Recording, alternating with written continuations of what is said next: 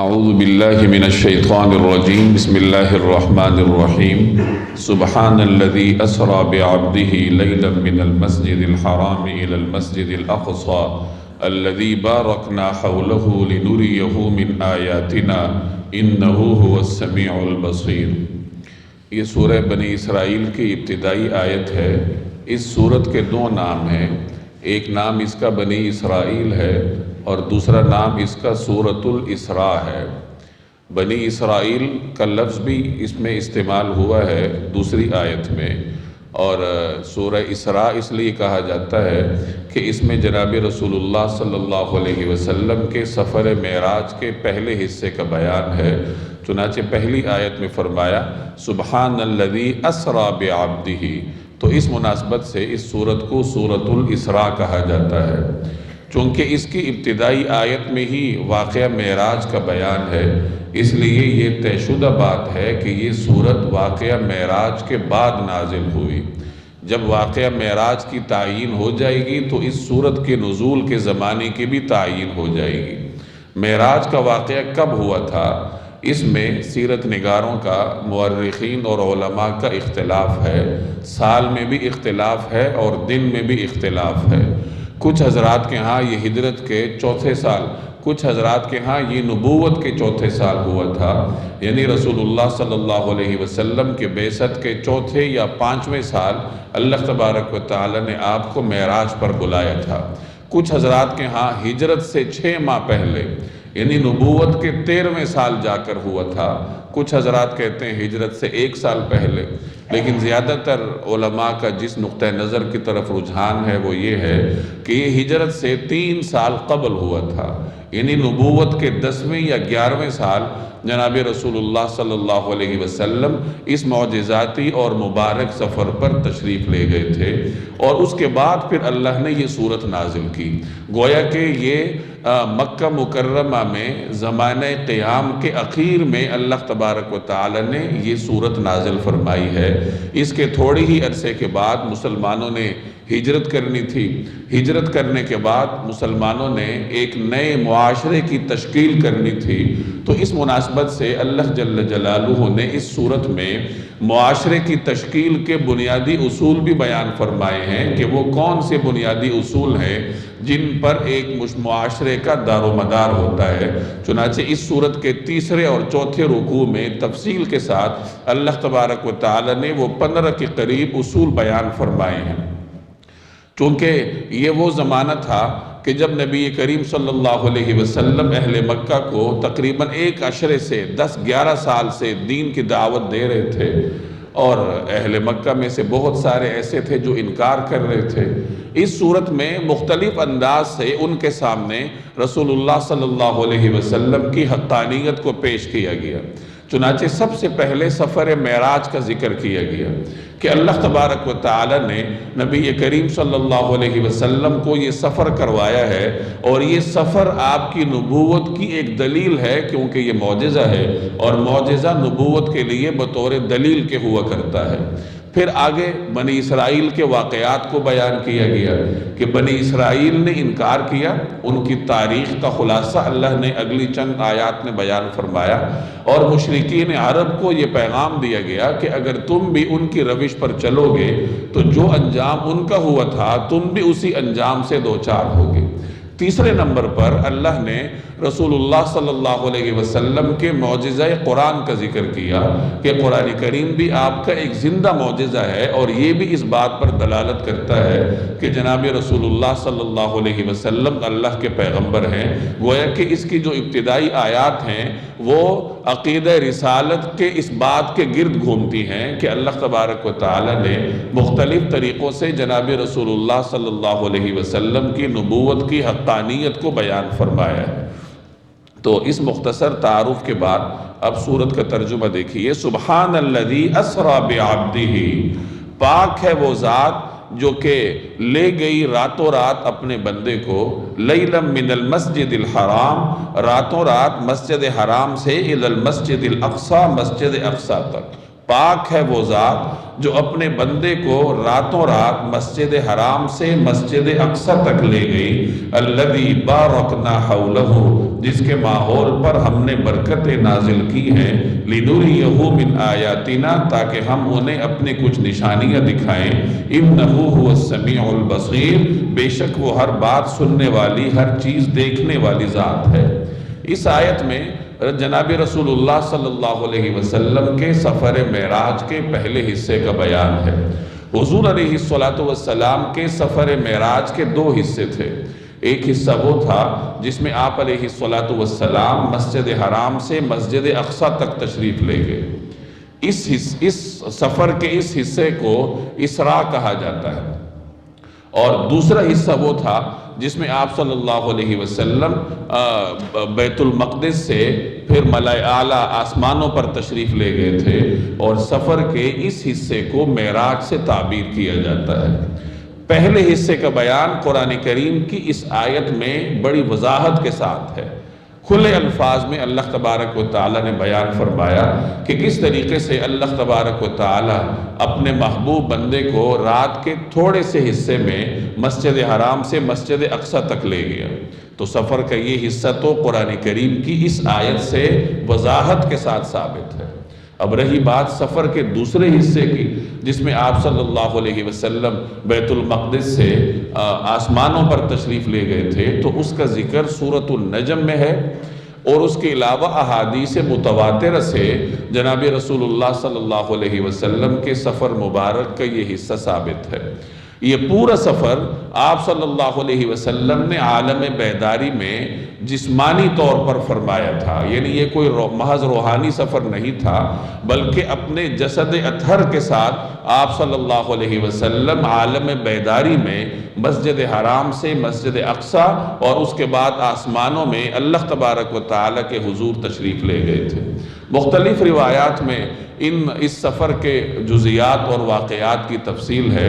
ان کا خلاصہ یہ ہے کہ نبی کریم صلی اللہ علیہ وسلم حرم میں اپنی رہائش پر آرام فرما رہے تھے، تو اتنے میں چھت کی جانب سے فرشتے حاضر خدمت ہوئے۔ جناب رسول اللہ صلی اللہ علیہ وسلم کو وہاں سے لے کر حتیم میں لایا گیا۔ حتیم میں لا کر آپ صلی اللہ علیہ وسلم کا شق صدر کیا گیا۔ شق صدر ایک اصطلاح ہے، اس کا مطلب ہے سینہ چاک کرنا۔ اس میں آپ صلی اللہ علیہ وسلم کا سینہ اقدس چاک کر کے آپ کے قلب اطہر کو نکالا جاتا، اور اس کو جنت سے لائے گئے پانی سے دھو کر پھر واپس اپنی جگہ رکھ کر پھر سینے کو درست کر دیا جاتا، اور اس دوران فرشتوں نے جناب رسول اللہ صلی اللہ علیہ وسلم کو اپنے ہاتھوں میں تھام رکھا ہوتا تھا۔ یہ شق صدر آپ علیہ السلام کے حیات مبارکہ میں 4 دفعہ ہوا تھا۔ پہلی مرتبہ اس وقت ہوا جب آپ علیہ السلام اماں حلیمہ کے ہاں تھے، اور بچپن کے ابتدائی برسوں میں تھے، 4 یا 5 برس آپ کی عمر مبارکہ تھی۔ اس وقت آپ کا شق صدر ہوا تھا، اور یہ آپ کی حفاظت کا ایک تکوینی طریقہ تھا۔ چونکہ عام طور پر بچے مختلف کاموں میں ملوث ہوتے ہیں، ادھر ادھر کے فضولیات میں حصہ لیتے ہیں۔ جناب رسول اللہ صلی اللہ علیہ وسلم کو اللہ نے آگے کار نبوت کے لیے تیار کرنا تھا، تو بچپن کے آغاز میں ہی آپ کا شق صدر ہوا۔ دوسری مرتبہ اس وقت ہوا جب آپ جوانی کے دہلیز پر قدم رکھ رہے تھے، 12 یا 13 برس کی عمر تھی، اس وقت رسول اللہ صلی اللہ علیہ وسلم کا شق صدر ہوا تھا۔ تیسری مرتبہ اس وقت ہوا جب اللہ تبارک و تعالیٰ نے آپ کو مبعوث فرمانا تھا، تو مبعوث بعثت سے پہلے تیسری مرتبہ جناب نبی کریم صلی اللہ علیہ وسلم کا شق صدر ہوا، اور چوتھی مرتبہ جب آپ کو معراج پر لے جایا جا رہا تھا، چونکہ اس سفر میں آپ نے وہاں تک جانا تھا جہاں جبرائیل کی بھی رسائی نہیں تھی، تو آپ کے قلب اطہر میں مطلوبہ جو توانائی یا طاقت ہے وہ پیدا کرنے کے لیے جناب رسول اللہ صلی اللہ علیہ وسلم کا چوتھی مرتبہ شق صدر ہوا۔ تو یہ 4 واقعات ہیں شق صدر کے جو سیرت کی مختلف کتابوں سے ثابت ہیں۔ تو بہرحال حتیم میں نبی کریم صلی اللہ علیہ وسلم کا شق صدر ہوا، اور اس کے بعد پھر ایک سواری لائی گئی، سفید رنگ کی سواری تھی جو کہ گدھے سے کچھ بڑی اور خچر سے چھوٹی تھی۔ اس پہ نبی کریم صلی اللہ علیہ وسلم کو سوار کیا گیا، اور اس کی رفتار اتنی زیادہ تھی کہ جہاں نگاہوں کی انتہا ہوتی تھی وہاں اس کا اگلا قدم پڑتا تھا۔ آپ صلی اللہ علیہ وسلم فرماتے ہیں کہ جب مجھے یہاں سے لے جایا گیا اور میں مدینہ منورہ کے مقام سے گزرنے لگا، جو اس وقت یثرب کہلاتا تھا، تو مجھے اتر کر 2 رکعت نماز پڑھنے کی ہدایت کی گئی۔ یہ وہی جگہ تھی جہاں بعد میں مسجد نبوی بنی۔ یہاں سے آپ کو آگے لے جایا گیا، تو جس وقت آپ کوہ طور پر پہنچے جہاں حضرت موسیٰ علیہ السلام سے اللہ نے کلام فرمایا تھا، تو پھر آپ نے 2 رکعت نماز پڑھی۔ وہاں سے آگے جب مدین پہنچے جہاں موسیٰ علیہ السلام نے ہجرت کی تھی، تو وہاں 2 رکعت پڑھی۔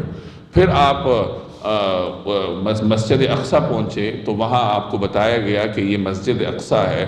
اس وقت چونکہ یہ کھنڈرات کی شکل میں تھی، عمارت تو اس کی باقی نہیں تھی، جیسے اگلی آیات میں اس کے ضمن میں آپ پڑھیں گے، تو وہاں نبی کریم صلی اللہ علیہ وسلم نے 2 رکعت نماز پڑھی۔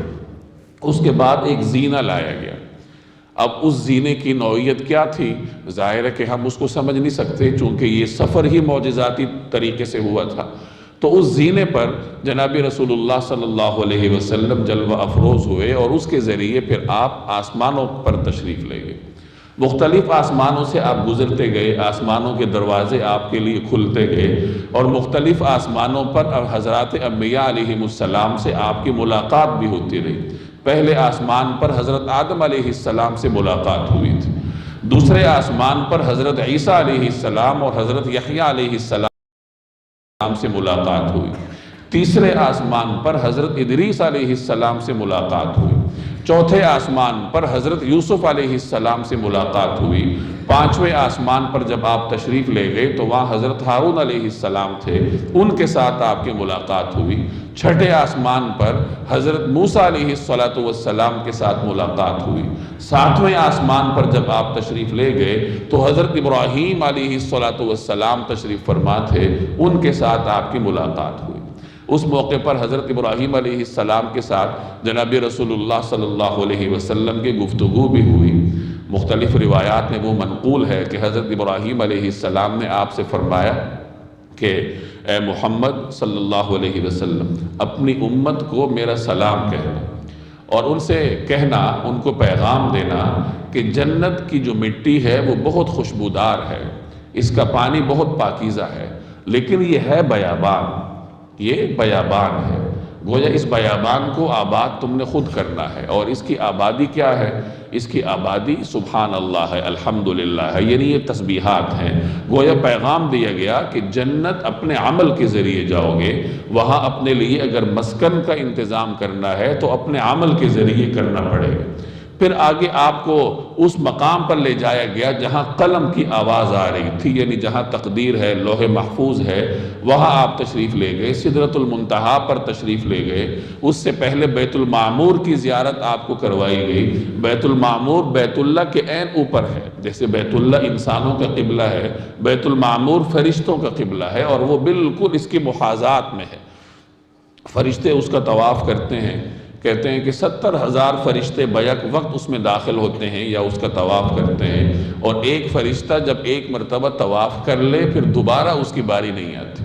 اس سے آپ اندازہ لگائیں کہ فرشتے کتنی بڑی تعداد میں ہیں، لامحدود ہیں، کہ 70,000 بیک وقت وہاں داخل ہوتے ہیں، اور جو ایک مرتبہ داخل ہو جائے اب قیامت تک دوبارہ پھر اس کی باری نہیں آئے گی۔ یہیں پر رسول اللہ سدرۃ المنتہا کے مقام پر آپ صلی اللہ علیہ وسلم نے حضرت جبریل امین کو اپنی اصلی شکل میں دیکھا تھا، اور اس کے بعد پھر جناب رسول اللہ صلی اللہ علیہ وسلم اللہ تبارک و تعالیٰ کے حضور حاضر ہوئے، اور وہاں پھر اللہ جل جلالہ سے آپ کی گفتگو ہوئی براہ راست، جس کا ذکر سورۃ النجم میں ہے، فَأَوْحَى إِلَىٰ عَبْدِهِ مَا أَوْحَى۔ تو بہرحال وہ مختلف تفصیلات ہیں۔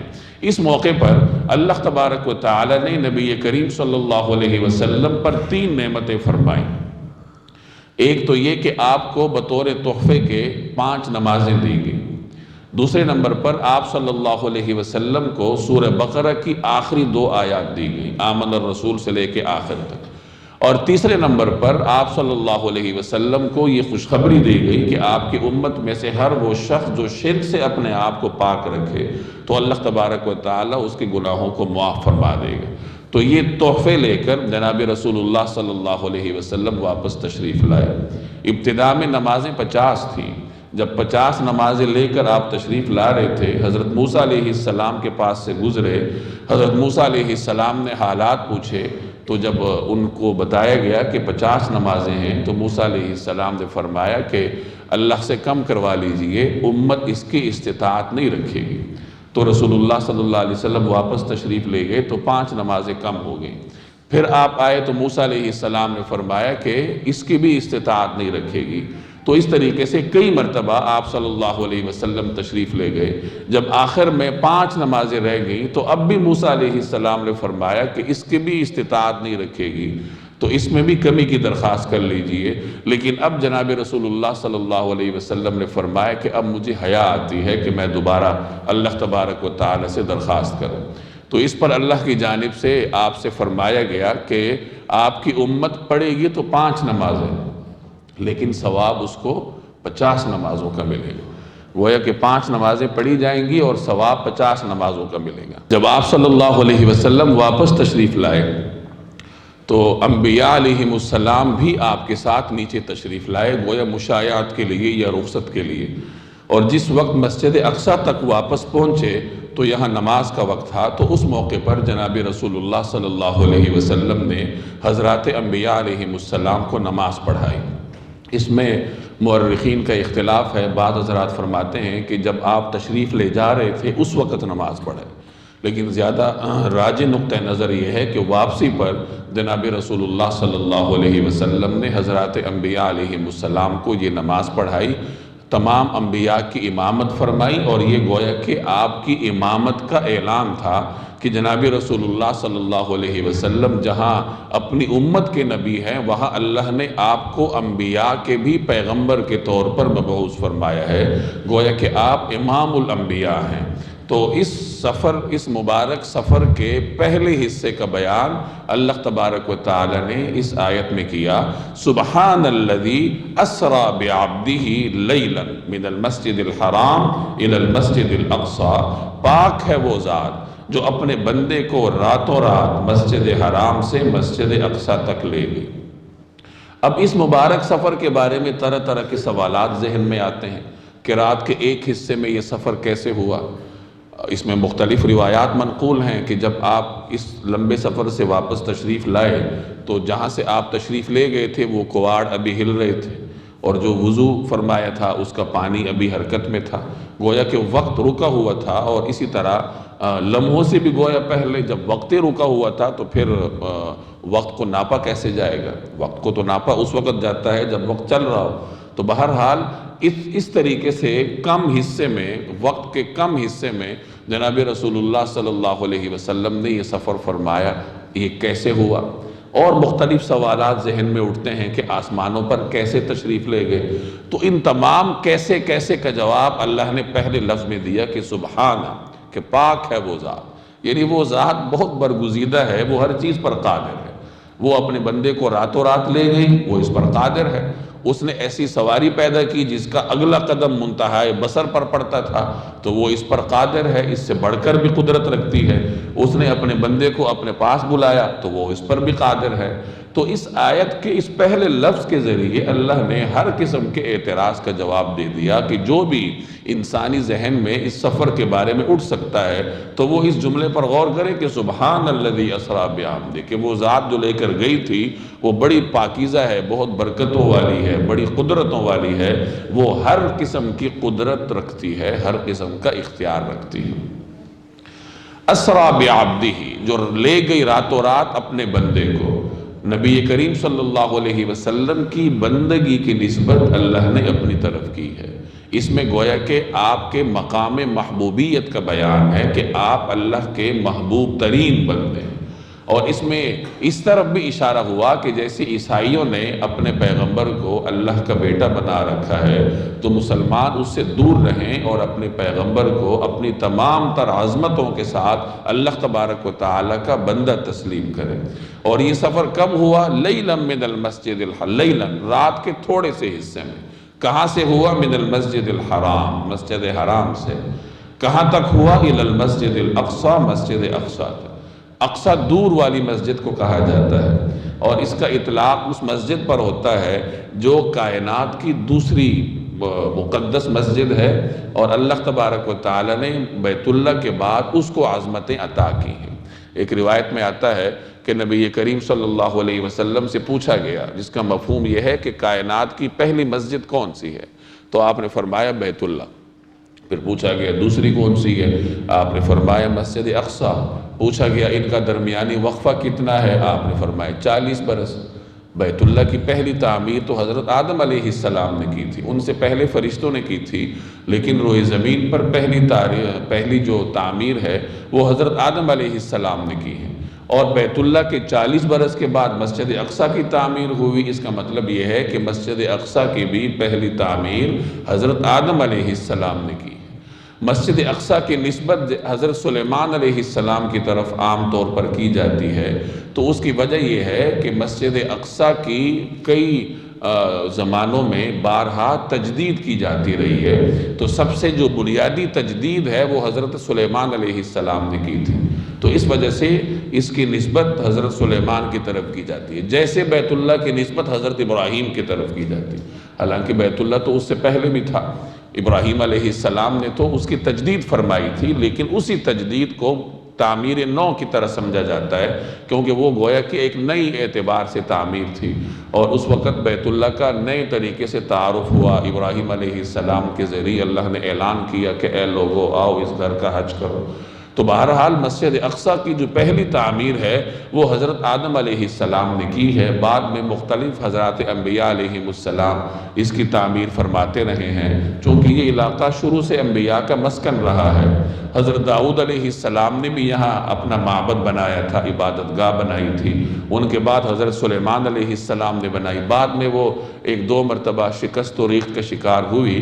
تو بہرحال یہ اس کائنات کی دوسری مقدس ترین مسجد ہے جس کو اللہ نے تقدیس عطا کی۔ ایک روایت کا مفہوم ہے کہ دجال پوری زمین پر پھرے گا، لیکن 4 جگہوں میں نہیں جا سکتا۔ ایک تو مسجد حرام میں نہیں جا سکتا، حرم میں داخل نہیں ہو سکتا، مدینہ طیبہ میں داخل نہیں ہو سکتا، کوہ طور پر نہیں جا سکتا جہاں موسیٰ علیہ السلام سے اللہ تعالی ہم کلام ہوئے تھے، اور مسجد اقصی میں بھی نہیں جا سکتا۔ تو یہ 4 وہ مقدس مقامات ہیں جہاں دجال کا داخلہ ممنوع ہے۔ تو اس مسجد کا یہاں پہ ذکر ہوا الی المسجد الاقصی، کہ مسجد اقصی تک اللہ تبارک و تعالی اپنے بندے جناب رسول اللہ صلی اللہ علیہ وسلم کو لے گئے۔ الذی بارکنا حولہ، کہ جس کے ماحول پر ہم نے برکتیں نازل کی ہیں۔ حول ارد گرد کو کہتے ہیں، یعنی جس کے ارد گرد اللہ نے برکتیں نازل کی۔ مسجد اقصی فلسطین میں ہے، فلسطین کا علاقہ یہ شام کا علاقہ کہلاتا تھا، اور یہ پورا علاقہ ہر اعتبار سے بابرکت ہے، دنیاوی اعتبار سے بھی بابرکت ہے کہ بہت زرخیز علاقہ ہے، اور دنیا جہان کی تجارت کا یہ مرکز رہا ہے، چونکہ یہ براعظم ایشیا اور براعظم افریقہ کا درمیان ایک لنک کے طور پر کام کرتا رہا ہے۔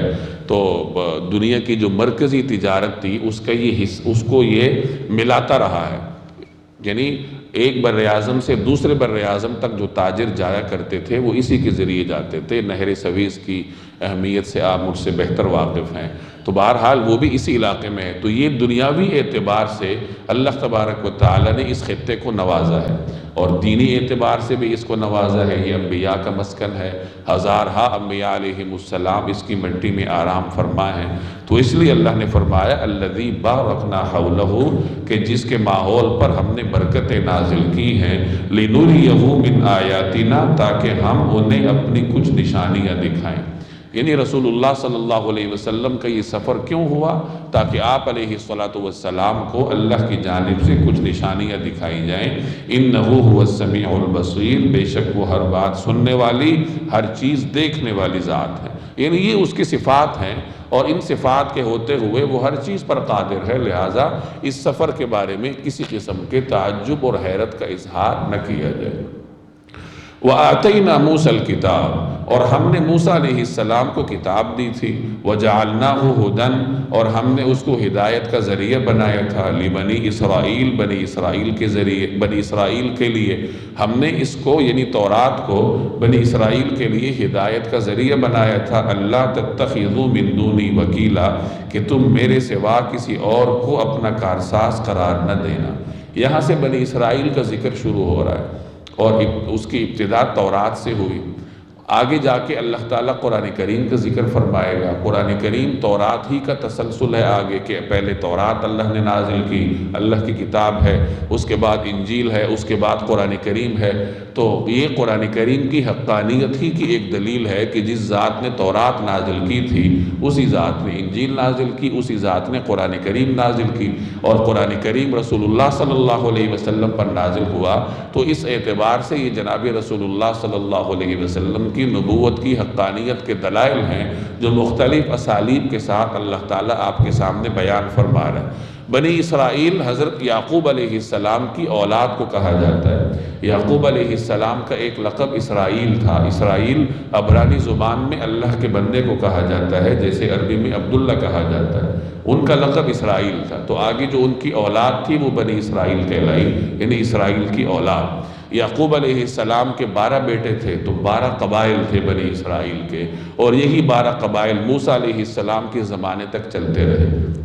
ابتدا میں یہ تھوڑے سے تھے، لیکن موسیٰ علیہ السلام کے زمانے میں یہ 6 لاکھ افراد پر مشتمل 12 بڑے بڑے قبائل تھے، جنہیں حضرت موسیٰ علیہ السلام مصر سے فرعون کی غلامی سے نجات دلا کر باہر لے گئے تھے۔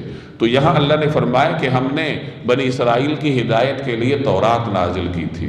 اللہ تتخذوا من دونی وکیلا، کہ تم میرے سوا کسی اور کو اپنا کارساز قرار نہ دینا، یعنی مجھے رب سمجھنا، میرے آگے سجدریز ہونا، مجھے کارساز سمجھنا، میرے سوا کسی اور پر توکل نہ رکھنا۔ ذریۃ من حملنا مع نوح، اے ان لوگوں کی اولاد جن کو ہم نے نوح کے ساتھ کشتی میں سوار کیا تھا۔ انہ کان عبدا شکورا، اور وہ بڑے شکر گزار بندے تھے۔ چونکہ بنی اسرائیل ہوں یا مشرکین عرب ہوں، یہ حضرت نوح علیہ السلام کی اولاد میں سے تھے۔ حضرت نوح علیہ السلام کے ساتھ اللہ نے کچھ لوگوں کی حفاظت فرمائی، اور آگے پہ انہی سے نسل انسانی چلے۔ تو انہیں احساس دلایا جا رہا ہے کہ دیکھو تمہارے جد امجد کون تھے؟ نوح علیہ السلام تھے، اور حضرت نوح علیہ السلام کی یہ صفت تھی کہ وہ اللہ کی شکر گزاری میں بہت معروف تھے۔ تو انہیں پیغام دیا جا رہا ہے کہ جیسے تمہارے جد امجد نوح علیہ السلام اللہ کے شکر گزار بندے تھے، تو تم بھی ان کی طرح شکر گزار بنو۔ حضرت نوح کے بارے میں آتا ہے کہ وہ اللہ کی شکر گزاری میں بہت معروف تھے۔ انہوں نے طویل زمانے تک اپنی قوم کو تبلیغ کی، ہر قسم کی اذیت کو برداشت کیا، لیکن صبر اور شکر کا دامن ہاتھ سے نہ چھوڑا۔ اس لیے یہاں قرآن کریم نے انہیں شکر گزار بندے کا لقب دیا ہے۔ جناب رسول اللہ صلی اللہ علیہ وسلم سے ایک مرتبہ پوچھا گیا کہ یا رسول اللہ، آپ عبادات میں اتنی محنت کیوں فرماتے ہیں؟ حضور صلی اللہ علیہ وسلم کی عبادات کے احوال آپ جانتے ہیں کہ آپ اتنی دیر تک اتنا طویل قیام فرماتے تھے کہ آپ کے مبارک قدموں پر ورم آ جاتا تھا، یعنی سوجن آ جاتی تھی، اور کبھی کبھار اس میں پھٹن آ جاتی تھی۔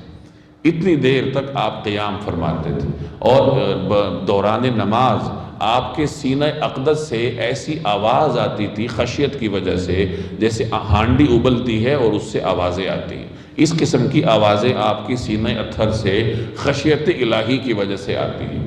تو آپ کی یہ محنت اور مشقت دیکھتے ہوئے آپ سے پوچھا گیا کہ یا رسول اللہ، آپ اتنی محنت کیوں فرماتے ہیں؟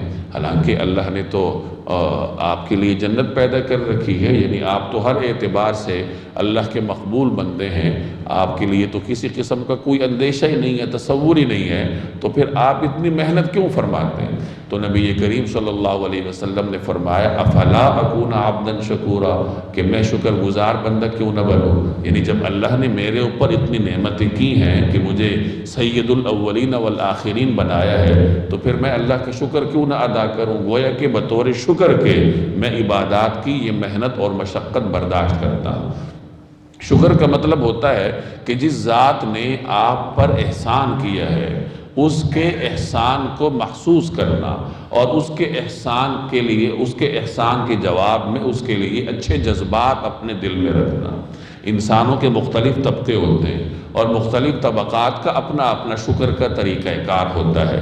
عام لوگوں کا شکر زبان سے ہوتا ہے، اور جو ذرا عبادت گزار لوگ ہوں، عابدین ہوں، ان کا شکر اعمال سے ہوتا ہے کہ وہ اپنے عمل کے ذریعے اللہ کا شکر ادا کرتے ہیں۔ اور جو عابدین سے بھی اوپر درجے کے ہوں، عارفین ہوں، ان کا شکر استقامت احوال سے ہوتا ہے کہ وہ اپنے ان حالات کو برقرار رکھتے ہیں، جیسی بھی حالات ان پر آئیں، جیسی بھی آزمائشیں ان پر آئیں، لیکن وہ اللہ تبارک و تعالیٰ کی اطاعت گزاری میں حرف نہیں آنے دیتے۔ ایسا نہیں کرتے کہ عبادات کر رہے، دین پر عمل کر رہے، کوئی مشکل آ گئی تو پیچھے ہٹ گئے، بلکہ استقامت کے ساتھ دین پر قائم رہتے ہیں، اور یہی عارفین کا شکر ہوا کرتا ہے۔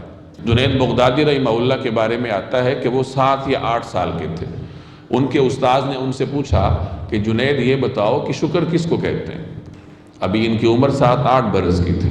تو وہ جواب میں فرمانے لگے کہ اللہ کی نعمت کو اس کی معصیت میں خرچ نہ کرنا، یہ اللہ کا شکر ہے۔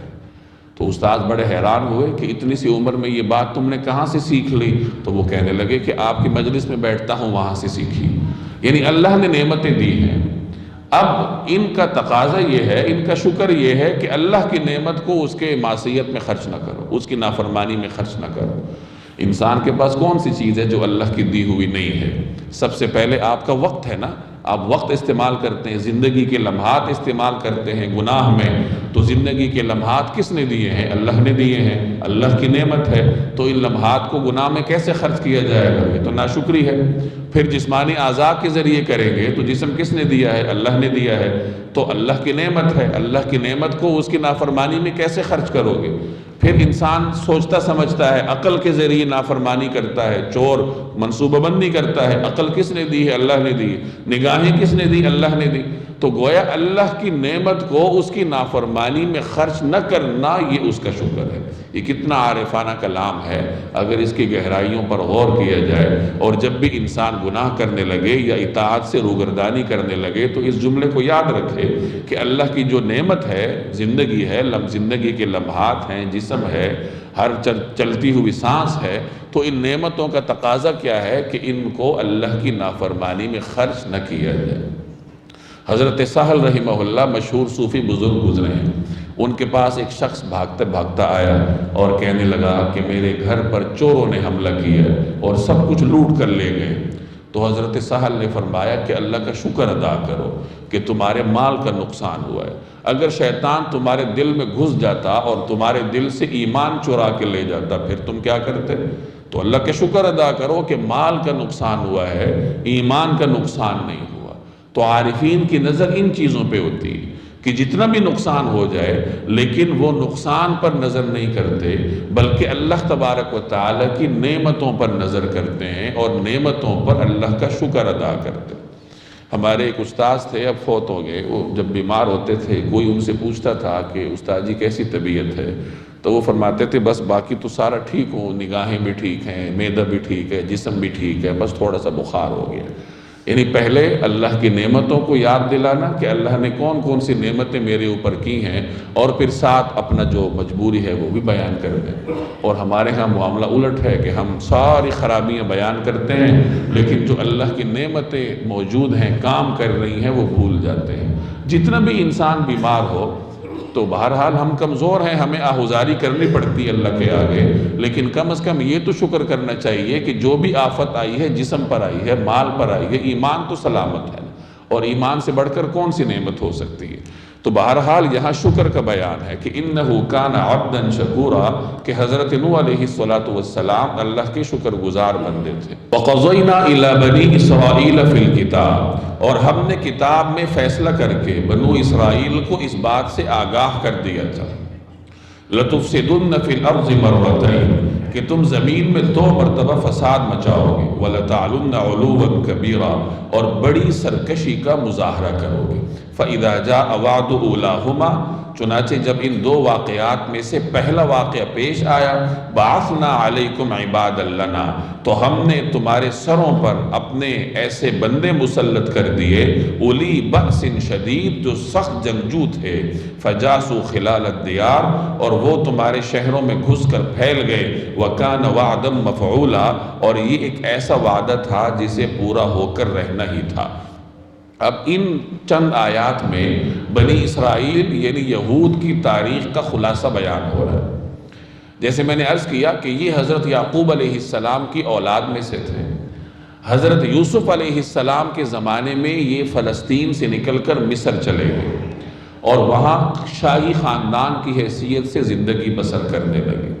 حضرت یوسف علیہ السلام کا انتقال ہوا اور اس کے بعد بھی بنی اسرائیل کی جو شاہی دبدبہ اور روب تھا وہ برقرار تھا، لیکن آہستہ آہستہ یہ اپنے اجداد کے طریقے سے ہٹتے گئے، گناہوں سے دوچار ہوتے گئے، نتیجتاً دنیا میں بھی زوال کا شکار ہوتے گئے، اور جو مقامی آبادی تھی قبطی کہلاتی تھی، وہ قبطی ان کے اوپر غالب آ گئی، اور پھر وہ وقت آیا کہ قبطی حکمران بن گئے اور بنی اسرائیل ان کے غلام بن گئے۔ یہاں تک کہ جب اس فرعون کا ذکر آیا، اس فرعون کا دور آیا جو موسیٰ علیہ السلام کے زمانے میں تھا۔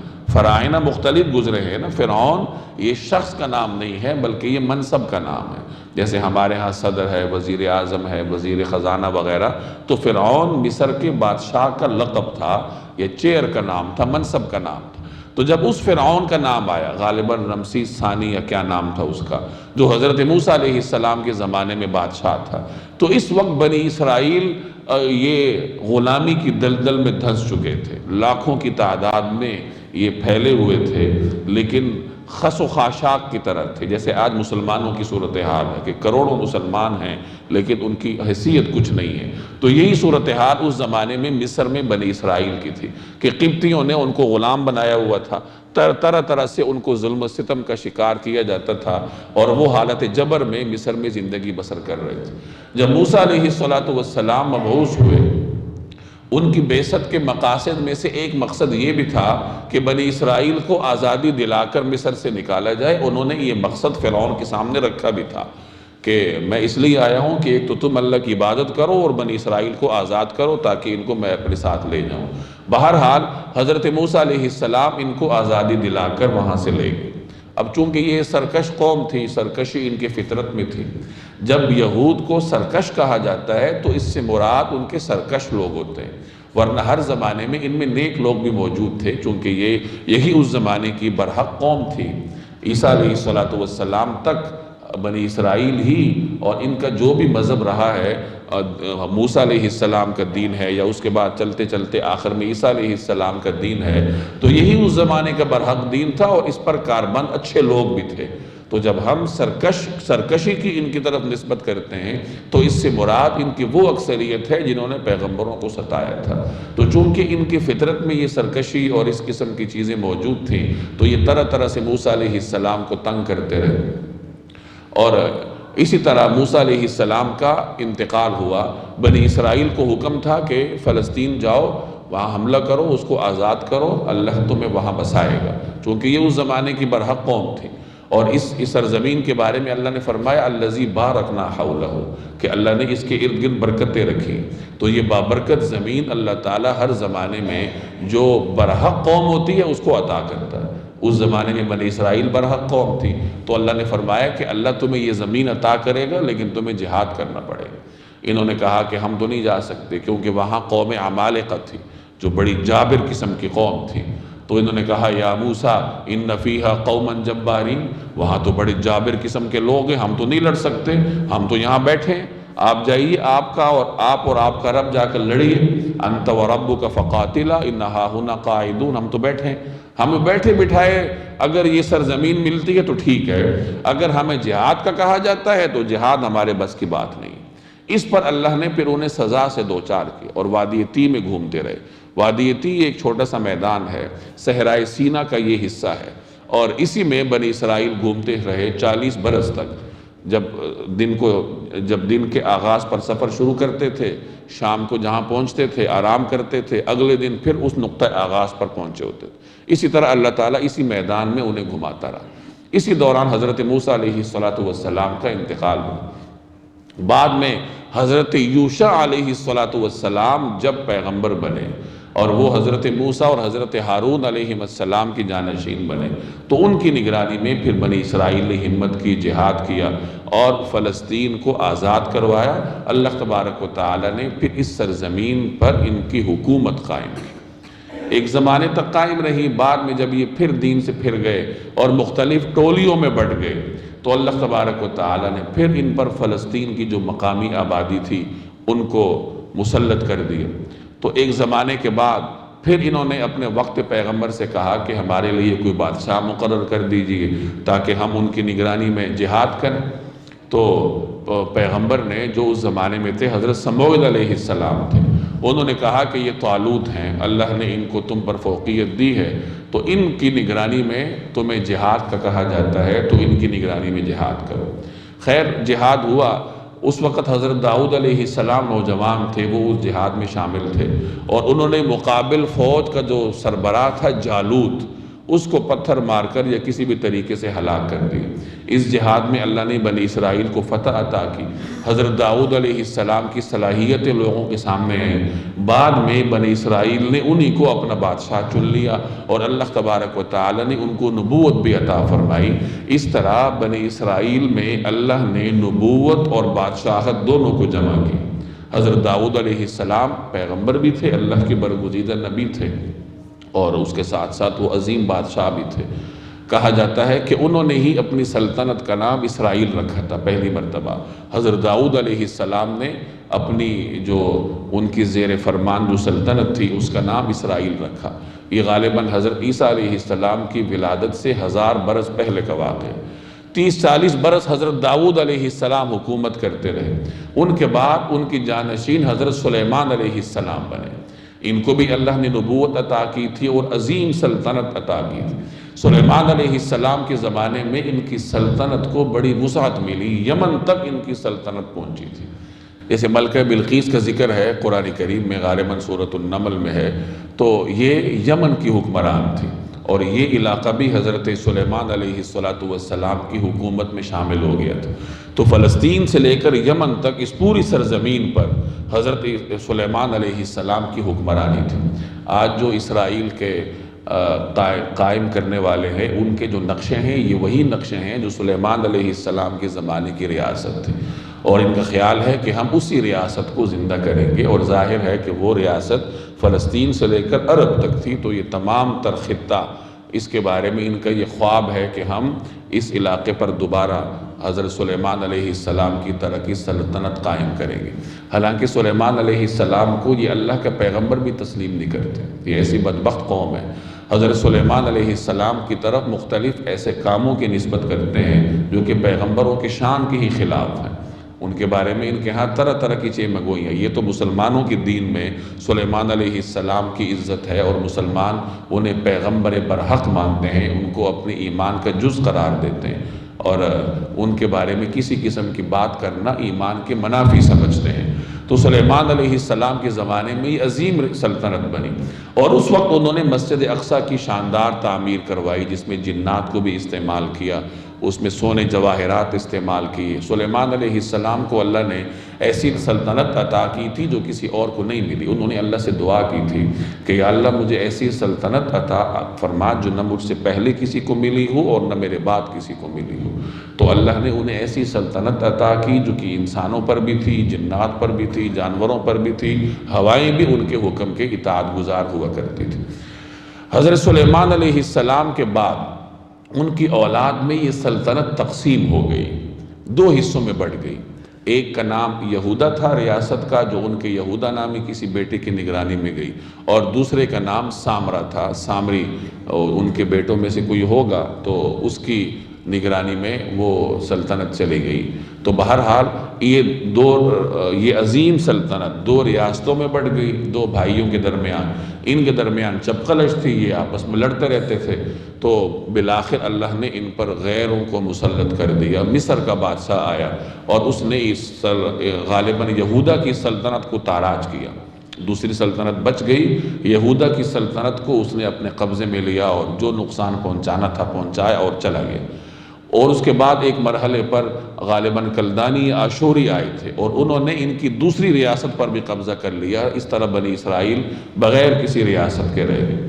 تاریخ کے مختلف زمانوں میں بنی اسرائیل پر بیرونی بادشاہ حملہ آور ہوتے رہے ہیں۔ 5 یا 6 ایسے واقعات ملتے ہیں جو بڑے خونریز واقعات ہیں۔ ان میں سے 2 واقعات کو بڑی شہرت ملی۔ ایک بخت نصر کو، جو بابل کا حکمران تھا، عراق کا حکمران تھا، اور اس نے بنی اسرائیل پر ایسا حملہ کیا کہ بنی اسرائیل کو تہ و تیغ کر دیا، مسجد اقصی کو گرا دیا، تورات کے نسخوں کو جلا دیا۔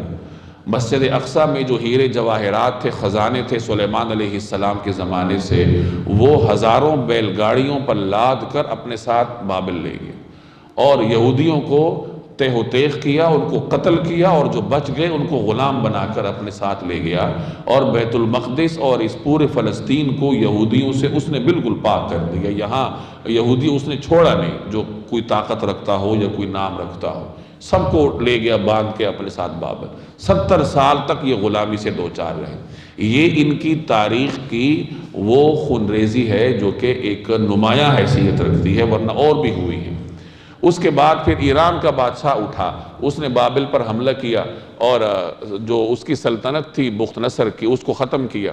اس کو یہودیوں پہ رحم آیا، اس نے ان کو آزاد کیا اور فلسطین بھیج دیا۔ اس طرح پھر یہ دوبارہ اپنے علاقے میں آ کر آباد ہوتے ہوئے۔ بہرحال وقت گزرتا گیا، یہاں تک کہ عیسیٰ علیہ السلام کا زمانہ آیا، اور یہ وہ زمانہ تھا جب بنی اسرائیل کی یہودیوں کی سرکشی اپنی عروج تک پہنچ چکی تھی۔ انہوں نے پیغمبروں کو شہید کیا تھا، حضرت زکریا علیہ السلام کو شہید کیا، حضرت یحییٰ علیہ السلام کو شہید کیا، حضرت عیسیٰ علیہ السلام کو بھی شہید کرنے کے درپے تھے کہ اللہ نے انہیں آسمانوں پر اٹھا لیا۔ تو اس طریقے سے ان کی سرکشی عروج پر پہنچی۔ تو عیسیٰ علیہ السلام کے آسمانوں پر تشریف لے جانے کے بعد تھوڑے عرصے کے بعد پھر بنی اسرائیل پر ایک رومی بادشاہ مسلط ہوا، تیتوس نامی، اور اس نے ان کی دوبارہ اینٹ سے اینٹ بجائی۔ جو بیت المقدس انہوں نے دوبارہ تعمیر کیا تھا اس کو اس نے گرا دیا، تورات کے نسخوں کو اس نے جلایا، اور پھر اس نے بنی اسرائیل کو غلام بنا لیا۔ تو یہ 2 مرتبہ ان کی تاریخ میں انتہائی خونریز واقعات گزرے ہیں، جب 2 بادشاہوں نے فلسطین کی بیت المقدس کی اینٹ سے اینٹ بجائی ہے، مسجد اقصی کو گرایا ہے، تورات کے نسخوں کو جلایا ہے، اور یہود کو اپنا غلام بنایا ہے۔ تو یہاں اللہ تبارک و تعالی نے 2 مواقع کا ذکر فرمایا ہے۔ اب اس تاریخ کے تناظر میں ان آیات کو سمجھیے۔ وَقَضَيْنَا إِلَىٰ بَنِي إِسْرَائِيلَ فِي الْكِتَابِ، اور ہم نے کتاب میں فیصلہ کر کے بنو اسرائیل کو اس بات سے آگاہ کر دیا تھا، لَتُفْسِدُنَّ فِي الْأَرْضِ مَرَّتَيْنِ، کہ تم زمین میں 2 مرتبہ فساد مچاؤ گے۔ فساد تو یہ مچاتے رہے، لیکن جو بڑا اور یعنی بڑی نوعیت کا فساد ہوگا وہ 2 مرتبہ مچاؤ گے۔ وَلَتَعْلُنَّ عُلُوًّا كَبِيرًا، اور بڑی سرکشی کا مظاہرہ کرو گے۔ اب جب پہلا موقع آیا، کون سا موقع؟ فَإِذَا جَاءَ وَعْدُ أُولَاهُمَا، چنانچہ جب ان 2 واقعات میں سے پہلا واقعہ پیش آیا۔ یہ کون سا واقعہ تھا؟ کہ جب بخت نصر ان پر مسلط ہوا۔ اس میں مفسرین کا اختلاف ہے کہ یہ جو مختلف زمانے میں بادشاہ ان پر مسلط ہوتے رہے ہیں، باہر سے آ کے ان پہ حملہ کرتے رہے ہیں، تو قرآن کریم میں جو 2 واقعات کا ذکر ہے، ان 2 واقعات سے ان میں سے کون سے مراد ہیں؟ تو مختلف آراء ہیں، لیکن زیادہ تر جو راجح رائے ہے وہ یہی ہے کہ اس سے پہلا واقعہ بخت نصر والا مراد ہے، اور دوسرا واقعہ حضرت عیسیٰ علیہ السلام کے آسمان پر تشریف لے جانے کے بعد تیتس رومی کا جو حملہ ہے وہ مراد ہے۔ تو یہاں پہلے واقعے کا ذکر ہے کہ جب پہلا واقعہ پیش آیا تو کیا ہوا؟ بعثنا علیکم عبادا لنا، تو ہم نے تمہارے سروں پر اپنے ایسے بندے مسلط کر دیے، اولی بأس شدید، جو سخت جنگجو تھے۔ یعنی مفسرین کے اس نقطہ نظر کے مطابق اس سے مراد بخت نصر اور اس کی فوج ہے۔ فجاسوا خلال الدیار، اور وہ تمہارے شہروں میں گھس کر پھیل گئے۔ وَكَانَ وَعْدًا مَفْعُولًا، اور یہ ایک ایسا وعدہ تھا جسے پورا ہو کر رہنا ہی تھا۔ یہاں کافروں کے اس فوج پر اللہ نے عباد لنا کا اطلاق کیا کہ ہمارے بندے تھے۔ اس کا مطلب یہ ہوا کہ بہرحال کافر ہے یا سرکش ہے تو اللہ کا بندہ۔ تو بخت نصر اور اس کی فوج کافروں پر اللہ نے عباد کا اطلاق کیا۔ ثُمَّ رَدَدْنَا لَكُمُ الْكَرَّةَ عَلَيْهِمْ، پھر ہم نے تمہیں یہ موقع دیا کہ تم پلٹ کر ان پر غالب آؤ۔ وَأَمْدَدْنَاكُمْ بِأَمْوَالٍ وَبَنِينَ، اور تمہارے مال و دولت اور اولاد میں اضافہ کیا۔ وَجَعَلْنَاكُمْ أَكْثَرَ نَفِيرًا، اور تمہاری نفری پہلے سے بڑھا دی۔ بخت نصر انہیں غلام بنا کر بابل لے گیا، 70 برس تک یہ غلامی کا شکار رہے۔ پھر جیسے میں نے عرض کیا کہ ایران سے ایک نیک دل بادشاہ نے بخت نصر کی حکومت کو ختم کیا اور یہودیوں پر رحم کھا کر ان کو دوبارہ فلسطین میں لا کر آباد کیا۔ چونکہ یہ بہت سارے قتل ہو چکے تھے، ان کا مال بھی ختم ہو چکا تھا، تو اللہ نے ان کی اولاد میں اضافہ کیا، ان کے مال میں اضافہ کیا، گویا کہ پچھلے نقصان کی تلافی یہ کر سکے، اللہ نے ان کو مواقع دیے۔ ایک مرتبہ پھر فلسطین آباد ہوا، بیت المقدس آباد ہوا۔ ان احسنتم، اگر تم اچھے کام کرو گے، احسنتم لانفسکم، تو اپنے ہی فائدے کے لیے کرو گے، وان اسأتم، اور برے کام کرو گے، فلہا، تو وہ بھی تمہارے لیے ہی برا ہوگا۔ یعنی اچھا کام کرو گے تو فائدہ بھی تمہیں ہوگا، برا کام کرو گے تو بھگتنا بھی تمہیں ہی پڑے گا۔ فَإِذَا جَاءَ وَعْدُ الْآخِرَةِ، چنانچہ جب دوسرے واقعے کی میعاد آئی، یعنی دوسرا واقعہ جیسے میں نے عرض کیا کہ مفسرین کے مطابق اس سے مراد تیتس رومی والا واقعہ ہے کہ جب وہ بنی اسرائیل پر مسلط ہوا تھا۔ فَإِذَا جَاءَ وَعْدُ الْآخِرَةِ، چنانچہ جب دوسرے واقعے کی میعاد آئی، لِيَسُوءُ وُجُوهَكُمْ، تاکہ وہ تمہارے چہروں کو بگاڑ ڈالیں۔ یعنی ہم نے دوسرے واقعے کے موقع پر دشمن کو تمہارے اوپر مسلط کر دیا تاکہ وہ تمہارے چہروں کو بگاڑ ڈالیں۔ وَلِيَدْخُلُ الْمَسْجِدَ، اور تاکہ وہ مسجد میں اسی طرح داخل ہوں، كَمَا دَخَلُوهُ أَوَّلَ مَرَّةٍ، جیسے پہلے لوگ داخل ہوئے تھے۔ یعنی جیسے پہلے بخت نصر داخل ہوا یا اور کوئی بادشاہ داخل ہوا، تو اسی طریقے سے تمہارے کرتوتوں کی وجہ سے اب اللہ نے پھر یہ دوسرا دشمن تم پہ مسلط کیا جو تمہارے شہروں میں پھیل گیا اور مسجد میں داخل ہو کر اس کو ویران کیا۔ وَلِيُتَبِّرُوا مَا عَلَوْا تَتْبِيرًا، اور جس جس چیز پر ان کا زور چلے اس کو تہس نہس کر کے رکھ دیں۔ یعنی یہ دوسرا موقع تھا جب بنی اسرائیل کو تیتس رومی نے ویران کر کے رکھ دی۔ تیتس نے جب بیت المقدس کو ویران کیا، اب اس کے بعد ایک موقع ایسا آیا کہ رومیوں نے عیسائیت قبول کر لی۔ اب آپ تھوڑی دیر کے لیے اندازہ لگائیے کہ عیسائیوں اور یہودیوں میں شدت سے اختلاف تھا۔ یہودی عیسائیوں کے اس حد تک مخالف تھے کہ عیسائیوں کے پیغمبر پر مقدمہ چلوا کر ان کو سزائے موت دلوانے کے درپے تھے۔ اس حد تک ان میں اختلافات تھے۔ اور ادھر رومیوں کے ساتھ بھی ان کی دشمنی تھی کہ رومی مشرک تھے اور یہودیوں کی جانی دشمن تھے، ان کی اینٹ سے اینٹ بجا رہے تھے۔ اب جب یہ رومی عیسائی بن گئے تو رومیوں کی یہودیوں کے ساتھ دشمنی تو ڈبل ہو گئی۔ پہلے رومیوں کی دشمنی دنیاوی تھی، اور اب جب وہی رومی عیسائی بن گئے اور انہیں پتہ چلا کہ جس پیغمبر کے ہم نام لیوا ہیں، ان یہودیوں نے تو اس پیغمبر پر مقدمہ چلایا تھا اور اس کو جھوٹا مقدمہ چلا کر جھوٹی سزا دلوا کر سزائے موت دلوانے لگے تھے، تو اب رومیوں کی یہودیوں سے عداوت کا کیا عالم ہوگا آپ تصور کریں۔ انہیں پھر چھپنے کی جگہ نہیں ملتی تھی، اور رومیوں نے جب بیت المقدس کو ویران کیا تھا اس کے بعد بیت المقدس اس کا آس پاس کا جو علاقہ ہے وہ ویرانی کا شکار رہا تھا۔ یہاں لوگ علیاذ باللہ لا کر گندگیاں ڈالتے تھے۔ طویل زمانے تک یہی صورتحال برقرار رہی، اور اسی دوران جناب رسول اللہ صلی اللہ علیہ وسلم بھی معراج کے سفر پر تشریف لے گئے تھے اور مسجد اقصیٰ اسی طریقے سے کھنڈرات کی شکل میں تھی۔ بعد میں جب حضرت عمر رضی اللہ تعالی عنہ کا زمانہ آیا اور مسلمانوں نے فلسطین پر حملہ کر کے اس پر قبضہ کیا، اللہ نے مسلمانوں کے قبضے میں دیا، حضرت عمر نے اپنے دست اقدس سے یہاں کی صفائی شروع کی ہے، بیت المقدس کی، اور پھر یہاں کی صفائی کر کے پھر دوبارہ مسلمانوں نے اس کو آباد کیا۔ پھر ایک 70-80 سال تک یہ مسلمانوں کے قبضے میں رہی، پھر عیسائیوں نے حملہ کر کے مسلمانوں سے لیا، پھر طویل زمانے تک صلیبی جنگیں چلتی رہی، اور اس علاقے پر قبضہ کرنے میں مسلمانوں اور عیسائیوں کے درمیان چپکلش چلتی رہی، کبھی مسلمانوں کے پاس آتا، کبھی عیسائیوں کے پاس آتا۔ یہودی اس زمانے میں نہ 3 میں تھے نہ 13 میں تھے، یہودی کبھی مسلمانوں کے مقابلے میں نہیں آئے فلسطین اور شام کے علاقے میں۔ مدینہ طیبہ میں تو ان کے ساتھ مقابلے ہوئے اور ان کو نکال دیا گیا وہاں۔ فلسطین کا علاقہ جب ان سے رومیوں نے لیا تھا حضرت عیسیٰ علیہ السلام کے بعد، اس کے بعد یہ کبھی دوبارہ اس علاقے پر قابض نہیں ہوئے۔ حضرت عمر کے زمانے میں مسلمان آئے، عیسائیوں سے لیا، اور پھر مسلمانوں اور عیسائیوں کے درمیان جنگ چلتی رہی تھی، بعد میں عیسائیوں نے لے لیا، پھر صلاح الدین ایوبی نے واپس لے لیا۔ تو بہرحال چلتے چلتے مسجد اقصی فلسطین یہ خلافت عثمانیہ میں مسلمانوں کے پاس تھی، اور جب خلافت عثمانیہ زوال کی طرف جا رہی تھی تو اس وقت یہودیوں نے پہلے سلطان عبدالحمید خان کو یہ پیشکش کی کہ آپ فلسطین کا علاقہ ہمیں دے دیجئے۔ اس زمانے میں سلطنت عثمانیہ بہت کمزور تھی، مقروض تھی، تو یہودیوں نے کہا ہم آپ کا قرضہ ادا کریں گے۔ اور اس زمانے میں یہودیوں نے علم اور ٹیکنالوجی پر بڑی محنت کی تھی، ان کے پاس سائنسدان تھے، تو انہوں نے سلطان کو یہ پیشکش کی تھی کہ ایک تو ہم آپ کے قرضے ادا کریں گے اور ٹیکنالوجی کے ساتھ ہم آپ کی مدد کریں گے۔ سلطان غیور تھا، اس نے کہا میں کسی قیمت پر فلسطین تمہارے حوالے نہیں کروں گا۔ جب وہاں سے مایوس ہوئے تو یہ برطانیہ کے پاس گئے۔ اب عیسائیوں اور یہودیوں میں تاریخ زمانے سے چپقلش چلی آ رہی تھی، لیکن بہرحال عیسائی اس زمانے میں سمجھ چکے تھے کہ مسلمانوں کا مقابلہ کرنے کے لیے ہمیں ان کے ساتھ ملنا پڑے گا۔ تو عیسائیوں اور یہودیوں میں پھر اتحاد ہوا۔ یہودیوں نے وہی پیشکش عیسائیوں کو کی، برطانیہ کو کی، جو پہلے وہ سلطان اس کو کر چکے تھے، عبدالحمید خان کو کر چکے تھے۔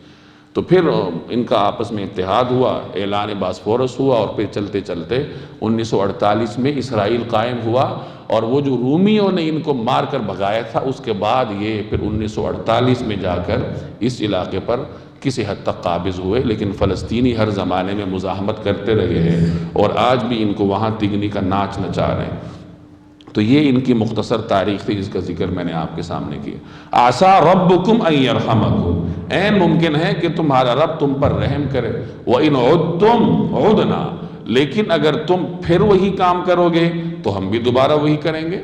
یعنی اگر تم دوبارہ گناہ کرو گے، سرکشی کرو گے، تو دوبارہ تم پر وہی تاریخ لوٹ آئے گی۔ یہ سب کے لیے ہے کہ جو بھی قوم سرکشی پر اترے گی تو اللہ تعالیٰ اسے نیست و نابود کر دے۔ وَجَعَلْنَا جَهَنَّمَ لِلْكَافِرِينَ حَصِيرًا، اور ہم نے جہنم کو کافروں کے لیے قید خانہ ہی بنا رکھا ہے۔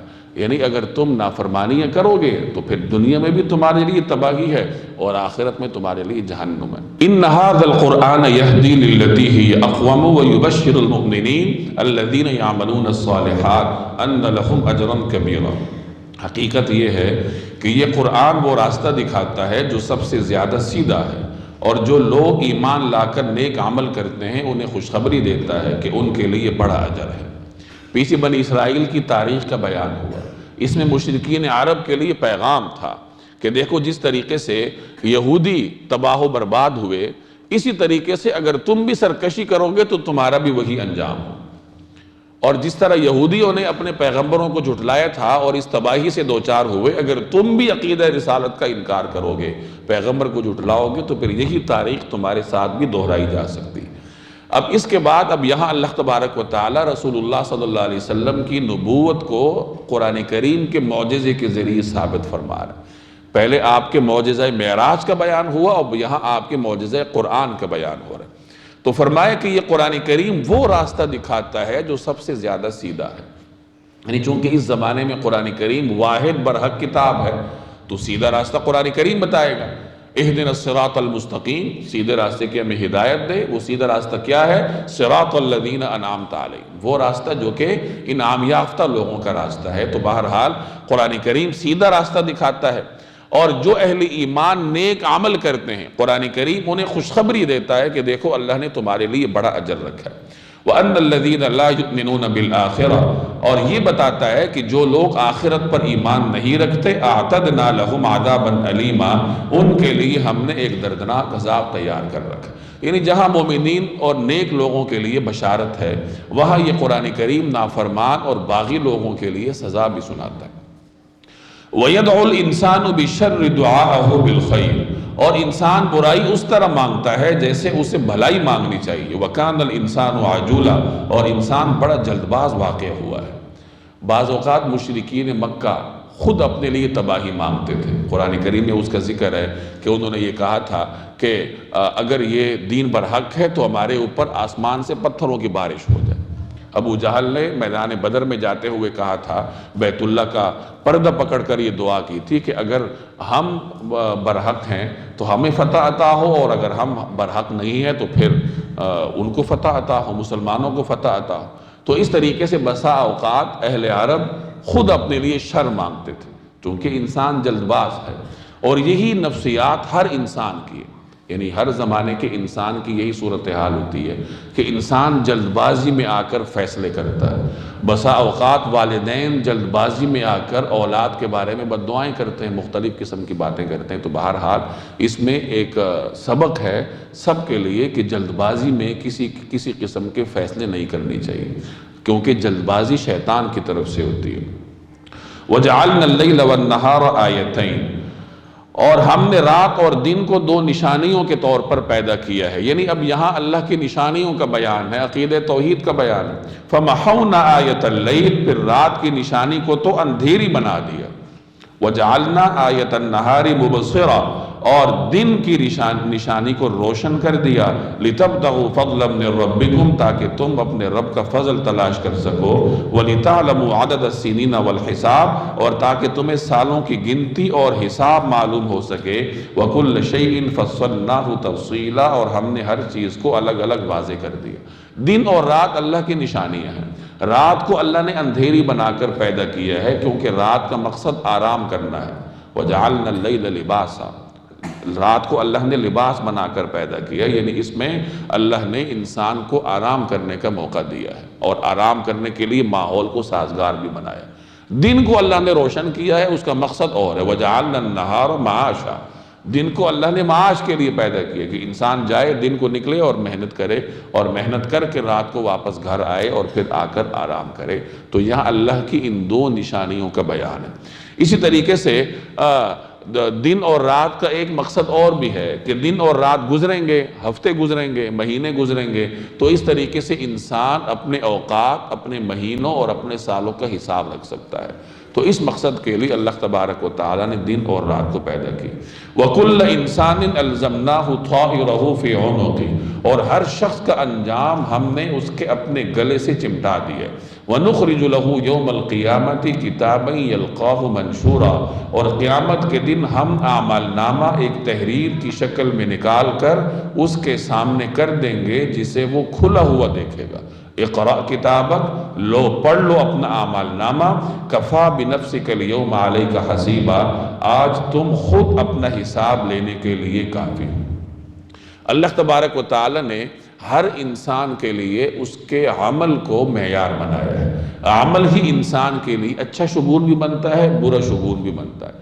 عمل انسان کو جنت بھی لے کر جاتا ہے، جہنم بھی لے کر جاتا ہے، اور اس عمل کو لکھنے والے، اس کا ریکارڈ رکھنے والے فرشتے ہیں جو کہ انسان کا نامہ اعمال لکھتے ہیں۔ یہ نامہ اعمال انسان کے ساتھ رہتا ہے یہاں تک کہ انسان کا انتقال ہو جاتا ہے تو نامہ اعمال بند ہو جاتا ہے۔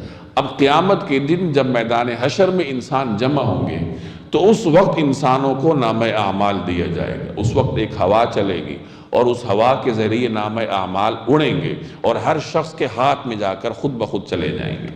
جو شخص نیک ہوگا اس کے دائیں ہاتھ میں آ جائیں گے، جو بدکار ہوگا اس کے بائیں ہاتھ میں آ جائیں گے، اور نامہ اعمال پڑھ کر کوئی اور نہیں سنائے گا بلکہ انسان خود پڑھے گا۔ ان پڑھ شخص کو بھی اللہ یہ توفیق دے گا کہ وہ اپنا نامہ اعمال خود پڑھ سکے گا، خود وہ پڑھے گا، اندازہ لگائے گا کہ میرے اعمال کس نوعیت کے ہیں اور میرا انجام کیا ہے۔ گویا وہ خود اپنے حساب کے لیے کافی ہے کہ وہ نامہ اعمال دیکھ کے اندازہ لگا سکے گا کہ میرا انجام کیا ہونے والا ہے۔ اس موقع پر کچھ لوگ عرض بھی کریں گے کہ باری تعالیٰ میرے فلاں فلاں نیک عمل تھے اور مجھے یہاں نظر نہیں آ رہے، تو ان سے کہا جائے گا کہ تم نے غیبتیں کر کر کے وہ عمل ضائع کر دی۔ تو بہرحال ان واقعات کا بیان یہاں پر ہے کہ بھئی کہا جائے گا کہ دیکھو اپنا اعمال نامہ پڑھ لو اور آج تم خود اپنا حساب لینے کے لیے کافی ہو۔ من اہتدی، جو شخص سیدھی راہ پر چلتا ہے، فإنما یہتدی لنفسہ، تو وہ خود اپنے فائدے کے لیے چلتا ہے۔ ومن ضل، اور جو گمراہی کا راستہ اختیار کرتا ہے، فإنما یضل علیہا، وہ اپنے ہی نقصان کے لیے اختیار کرتا ہے۔ ولا تزر وازرۃ وزر اخری، اور کوئی بوجھ اٹھانے والا کسی دوسرے کا بوجھ نہیں اٹھائے گا۔ وما كنا معذبین حتی نبعث رسولا، اور ہم کبھی کسی کو اس وقت تک سزا نہیں دیتے جب تک کوئی پیغمبر نہ بھیج دے۔ اب اس آیت میں عقیدہ رسالت کا بھی بیان ہے آخر میں، اور شروع میں عقیدہ آخرت کا بیان ہے کہ جو شخص سیدھے راہ پر چلے اپنے فائدے کے لیے چلتا ہے، کسی اور کا تو فائدہ نہیں کرتا، گناہ کرے گا خود اس کو بھگتنا پڑے گا، اور قیامت کے دن ہر آدمی کو اپنا بوجھ خود اٹھانا پڑے گا۔ ایسا نہیں ہوگا کہ آپ کی جگہ کوئی اور آ جائے اور گناہوں کا بوجھ لا دے۔ جس کے گناہ ہیں اس کو خود ہی جا کر بھگتنے پڑیں گے، چاہے وہ کتنے ہی بڑے خاندان سے تعلق کیوں نہ رکھتا ہو۔ آگے اللہ فرما رہا ہے کہ ہم کسی قوم کو سزا اس وقت دیتے ہیں جب اس کے پاس رسول بھیجتے ہیں۔ رسول جا کے انہیں احکام سناتا ہے، ان پہ اتمام حجت کرتا ہے۔ اب اگر وہ نافرمانی کریں پھر اللہ کی طرف سے ان پر عذاب آتا ہے۔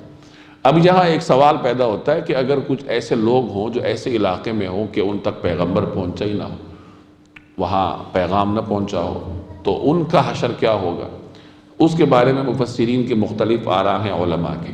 امام ابو حنیفہ رحمہ اللہ فرماتے ہیں کہ اگر وہ شخص عقل مند ہے، ساری زندگی اس نے پہاڑ پر گزاری ہے اور اس تک ہدایت کا پیغام نہیں پہنچا، لیکن عقل تو اس کے پاس ہے، عقل کو بنیاد بنا کر وہ رب کو پہچان سکتا تھا، یعنی رب کی توحید کے بارے میں اس سے سوال ہوگا کہ وہ توحید کو اپنی عقل کے ذریعے پہچان سکتا تھا کہ اپنے اندر اپنے باہر بکھری ہوئی نشانیوں کے ذریعے خالق تک پہنچ سکتا تھا، نہیں پہنچا تو اس کے بارے میں اس سے سوال ہو۔ باقی جو جزیات ہیں، نماز ہے، روزہ ہے، اس کے بارے میں پھر ظاہر ہے کہ اس سے سوال نہیں ہوگا۔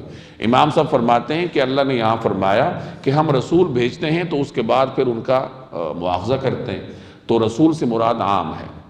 رسول سے مراد وہ مقدس ہستیاں بھی ہیں جو کہ اللہ کی جانب سے پیغام لے کر آتی ہیں، اور رسول سے مراد اس انسان کی اپنی عقل بھی ہو سکتی ہے کہ اگر اس کے پاس اللہ کا بھیجا ہوا پیغمبر نہیں آیا تو اللہ نے عقل تو اس کو دی ہے، تو جس حد تک اس کی عقل کام کر سکتی ہے، جتنی اللہ نے اس میں طاقت رکھی ہے، تو اسی کے بقدر اللہ تبارک و تعالیٰ پھر اس کا حساب کرے۔